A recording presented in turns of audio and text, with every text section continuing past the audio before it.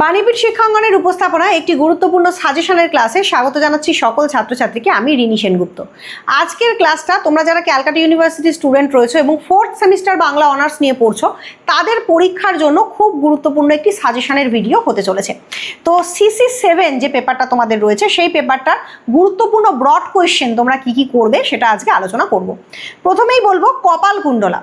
কপালকুণ্ডলা থেকে তোমরা যে প্রশ্নগুলো করবে সেটা হলো কপালকুণ্ডলা উপন্যাসের নামকরণের সার্থকতা, কপালকুণ্ডলা উপন্যাসের শ্রেণী বিচার বা রোমান্স ধর্মী উপন্যাস হিসেবে সার্থকতা, কপালকুণ্ডলা চরিত্র খুব গুরুত্বপূর্ণ, নবকুমার চরিত্র খুব গুরুত্বপূর্ণ এবং অবশ্যই মতি বিবি চরিত্র বা পদ্মাবতী চরিত্র এখান থেকে খুব ইম্পর্টেন্ট। মোটামুটি এই প্রশ্নগুলো করলে এখান থেকে আশা করছি কমন পেয়ে যাবে। নেক্সট চলে যাব পদ্মা নদীর মাঝি এই উপন্যাসটা প্রসঙ্গে। পদ্মা নদীর মাঝি উপন্যাসে যেটা করবে সেটা হলো পদ্মা নদীর মাঝি উপন্যাসে পদ্মা নদীর ভূমিকা, নদীটা নিজেই যেন একটা চরিত্র হয়ে উঠেছে, নদীটা নিজেই যেন উপন্যাসের পরিপ্রেক্ষিতে একটা গুরুত্বপূর্ণ প্রেক্ষাপট পরিগ্রহণ করেছে, সেইটা অবলম্বনে পদ্মা নদীর ভূমিকা। এছাড়া করবে ময়নাদ্বীপ প্রসঙ্গ, একটি রহস্যময় দ্বীপ ময়নাদ্বীপ। ময়নাদ্বীপ কি, কেমন, তার মধ্যে ইতিবাচকতা আছে না নেতিবাচকতা আছে, সেখানে গেলে কি জীবনের সন্ধান পাওয়া যায় নাকি আদৌ সেটা মৃত্যুর প্রতিরূপ, এই সমস্ত রহস্যে ঘেরা ময়নাদ্বীপ, সেই ময়নাদ্বীপ প্রসঙ্গ খুব ভালো করে করতে হবে। নেক্সট করবে কুবের ও কপিলার প্রেম সম্পর্ক। কুবের ও কপিলার যে সম্পর্ক পদ্মা নদীর মাঝিতে দেখানো হয়েছে সেটাকে কি আদৌ আমরা প্রেম সম্পর্ক বলতে পারি নাকি তার অন্য কোনো নাম আছে, সম্পর্কের টানাপোড়েন কিভাবে উপস্থাপিত হয়েছে খুব সুন্দরভাবে করে রাখবে। নেক্সট পদ্মা নদীর মাঝি উপন্যাসের শ্রমজীবী মানুষের জীবনযাত্রার যে পরিচয় পাওয়া যায় তা নিজের ভাষায় লেখো বা পদ্মা নদীর মাঝিতে প্রকাশিত সমাজচিত্র বা সমাজ বাস্তবতা, গরিব মানুষের, দরিদ্র মানুষের জীবনযাত্রা, ধীবরপল্লীর বাস্তব জীবন কিভাবে সেখানে ফুটে উঠেছে এটাও কিন্তু সমাজ জীবনের সঙ্গে সমান্তরাল। তো মোটামুটি এগুলো করলে পদ্মা নদীর মাঝি উপন্যাস থেকে আশা করা যাচ্ছে বড় কোশ্চেন তোমরা পুরোপুরি কমন পেয়ে যাবে।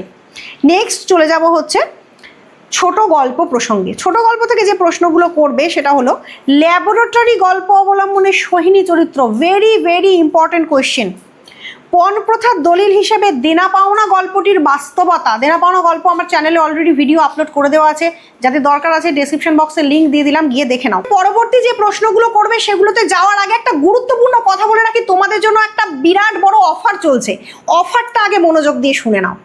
তোমাদের জন্য অফার এই চলছে যে তোমরা যারা বাণীপীঠ শিক্ষাঙ্গনের অনলাইন এবং অফলাইন ক্লাসেসে যুক্ত হতে চাইছো, 5th সেমিস্টার থেকে যারা পড়বে ভাবছো, যাদের 4th সেমিস্টারের প্রিপারেশন ভালো হয়নি, যে যেখানে পড়ছিলে পড়ে যারা স্যাটিসফাইড নও, তাদের জন্য বলবো আমাদের অ্যাডমিশন কিন্তু অলরেডি ওপেন হয়ে গেছে এবং বললে তোমরা অবাক হবে যে অলরেডি কিন্তু অনেক স্টুডেন্টরা অ্যাডমিশন নিয়েছে, কারণ তাদের 4th সেমিস্টারের প্রিপারেশন এতই খারাপ যে 5th সেমিস্টারের জন্য তারা এখন থেকে চিন্তিত এবং অলরেডি তারা অ্যাডমিশন নিতে শুরু করে দিয়েছে। তো চলো অফারটা কি সেটা বলে দিই। স্বাধীনতা দিবস উপলক্ষে 15ই আগস্ট পর্যন্ত ফিজে বিশেষ একটি ছাড় চলছে। তোমরা যারা 15ই আগস্টের মধ্যে 5th সেমিস্টারের জন্য পেমেন্ট করে ভর্তি হয়ে যাবে তারা কিন্তু ফিজে এই বিশেষ ছাড়টি পাবে, অর্থাৎ ফিজ কমে যাবে, বেশ অনেকটা টাকা ফিজ কমে যাবে এবং সেই কম ন্যূনতম ফিজে তোমরা কিন্তু বাণীপীঠ শিক্ষাঙ্গনের মতো প্রতিষ্ঠানে যুক্ত হতে পারবে, পড়তে পারবে, যে প্রতিষ্ঠান বর্তমানে ক্যালকাটা ইউনিভার্সিটির বাংলা অনার্স পড়ানোর পশ্চিমবঙ্গের মধ্যে সবথেকে বড় প্রতিষ্ঠান। এটা আমি দাবির সঙ্গে বলতে পারি, বাংলা অনার্সের সবথেকে বড় প্রতিষ্ঠান বাণীপীঠ শিক্ষাঙ্গন। বর্তমানে অল ওভার ওয়েস্ট বেঙ্গলের প্রায় শতাধিক কলেজ থেকে ছাত্রছাত্রীরা আমাদের সঙ্গে যুক্ত আছে, অর্থাৎ 100টার বেশি কলেজের স্টুডেন্টরা আমাদের সঙ্গে যুক্ত আছে, তারা আমাদের কাছে পড়াশুনো করছে এবং প্রচণ্ড পরিমাণে ভালো রেজাল্ট করছে। তো চলো চলে যাই পরবর্তী প্রশ্নে। অতিপ্রাকৃত বা ভৌতিক গল্প হিসেবে মণিহারা গল্পের সার্থকতা, এটাও আমার চ্যানেলে অলরেডি ভিডিও করা আছে, চ্যানেলে গিয়ে দেখে নিতে পারো।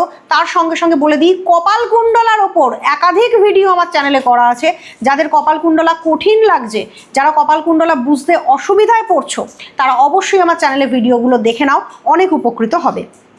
এরপর হচ্ছে অতিথি গল্প অবলম্বনে তারাপদ চরিত্র, খুব গুরুত্বপূর্ণ এই কোয়েশ্চেনগুলো। তার সঙ্গে একরাত্রি গল্প অবলম্বনে প্রেমের যে বর্ণময় রূপ প্রকাশিত হয়েছে আলোচনা করো।